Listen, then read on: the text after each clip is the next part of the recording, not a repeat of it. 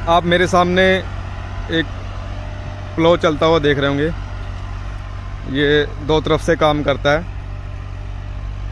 Dual acting प्लो है। कहने का मतलब आपको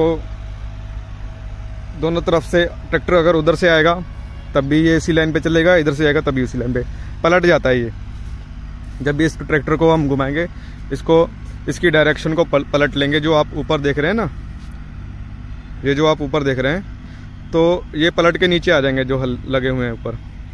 तो वीडियो बनाने का मकसद क्या है मेरा आज? वीडियो बनाने का मकसद ये है कि ये प्लो की हमें ज़रूरत क्यों पड़ती है। पलटा हल भी बोल देते हैं इसको। जब बैलों से जुताई होती थी तो पलटा हल के नाम से ज़्यादा इसको जाना जाता था।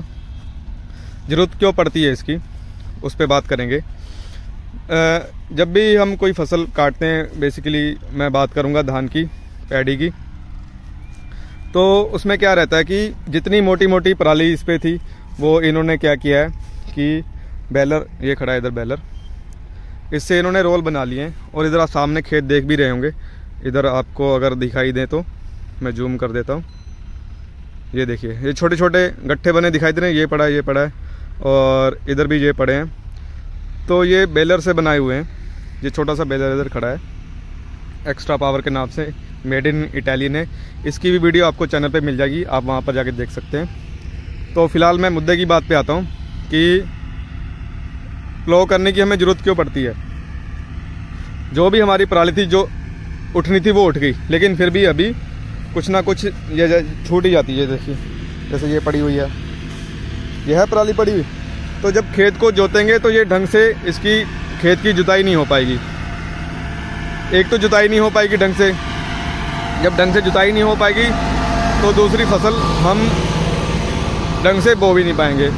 प्लो करने का मेन मकसद ये है कि एक तो ये प्लो क्या करता है, मिट्टी को पलट देता है।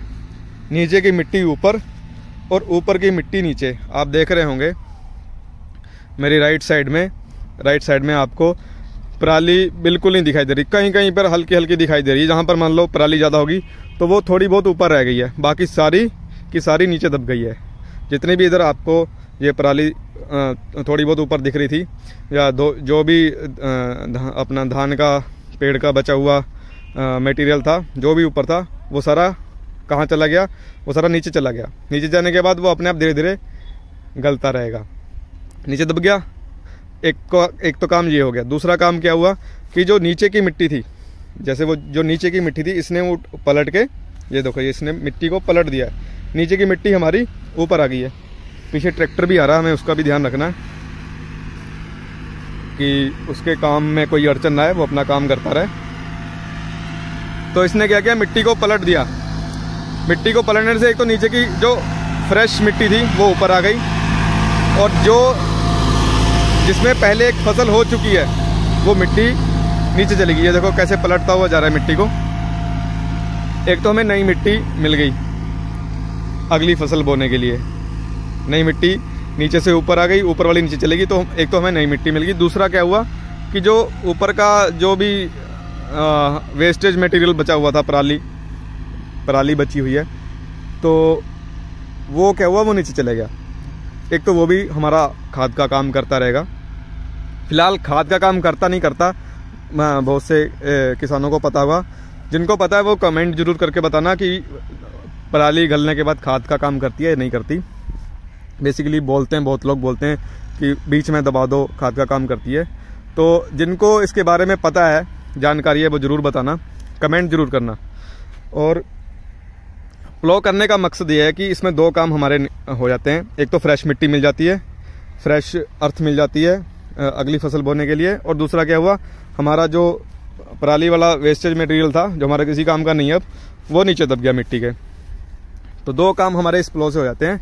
और जो अगली फसल की जो बिजाई होनी है, जैसे इसमें आलू बोना है, तो आलू बोने के लिए हमें एक बहुत ही, कहने का मतलब है, एक स्मूथ बेस मिल जाता है आलू बोने के लिए। आपको पता ही है, जो लोग आलू की खेती करते हैं उनको पता है कि एक स्मूथ बेस होना ज़रूरी है, कि जिसमें कि आलू की मशीन आराम से उसमें चल सके बिना किसी परेशानी के।